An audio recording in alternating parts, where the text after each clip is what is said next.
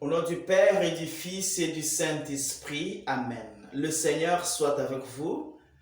Mes frères, mes sœurs, nous célébrons le 16e dimanche du temps ordinaire dans l'année liturgique C. Les textes qui nous sont proposés en méditation nous donnent le bienfait de l'hospitalité. C'est que nous gagnons en grâce quand nous ouvrons notre porte aux autres. Dans la deuxième lecture tirée des Colossiens 1, 24 à 28, Paul nous donne le but de l'annonce de la parole. C'est pour nous mener vers la perfection. L'annonce de la parole a pour objectif nous aider à devenir saints et donc à entrer dans les royaumes des cieux. Alors tu peux te poser la question, est-ce que tu évolues dans ta foi? Autant de célébrations eucharistiques, autant de campagnes d'évangélisation, autant de journées de jeûne et de prières, autant de retraites, autant de formations et de sessions. Mais est-ce que tu évolues? Est-ce que ta foi évolue? Est-ce que tu as ouvert déjà ton cœur aux étrangers ou même aux inconnus? Est-ce que tu es vraiment devenu à l'image du Christ serviteur? C'est là l'évolution de la foi. Ouvrir les cœurs aux autres. Parce que nous serons jugés au dernier jour sur le service rendu.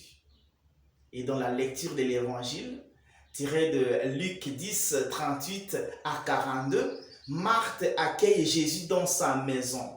Elle accueille Jésus et elle se met à son service. Accueillir et servir, c'est le chemin des grâces. Et même quand Jésus lui dit, Marie a choisi la meilleure part, il ne refuse pas non plus, il ne refuse pas les services de Marthe. Il montre seulement la préséance qu'a la contemplation sur l'action. La contemplation a la préséance sur l'action parce que la contemplation donne lieu à l'action. Nous allons à la contemplation du Seigneur dans l'adoration, la prière, mais pour que nous puissions vivre cela dans les services. Donc la contemplation engendre l'action. Chrétien, est-ce que tu es au service des autres?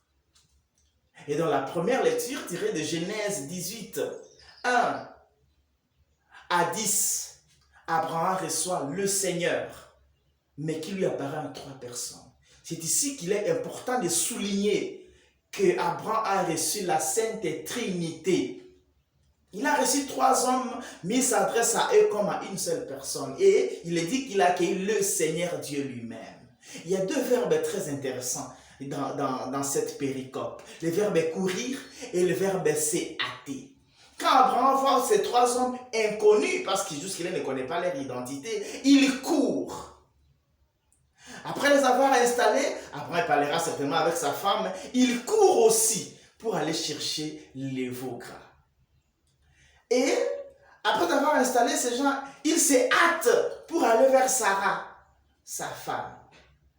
Après cela alors, l'ouvrier va se hâter aussi pour préparer les veaux, courir et se hâter. Ça montre l'empressement qui occupe le cœur d'Abraham en face de ses hôtes. Est-ce que nous empressons? Est-ce que nous hâtons de faire le bien à ceux que nous accueillons? Nous courons pour accueillir les étrangers. Et qu'est-ce qui arrive à Abraham? Ce qui manquait dans sa vie, il reçoit la promesse grâce à son hospitalité. Il manquait d'enfants grâce à son hospitalité. Il manquait d'enfants. Et ces hommes, le Seigneur lui promet un enfant.